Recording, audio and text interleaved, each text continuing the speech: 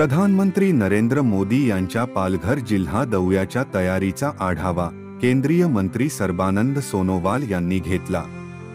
प्रधानमंत्री नरेंद्र मोदी यांचा 30 ऑगस्ट रोजी प्रस्तावित पालघर जिल्हा दौरा असून केंद्रीय बंदरे, जहाज व जलमार्ग मंत्री सर्बानंद सोनोवाल यांनी आयोजित करण्यात आलेल्या कार्यक्रम स्थळाची आणि हेलिपॅड स्थळाची पाहणी करून आढावा घेतला।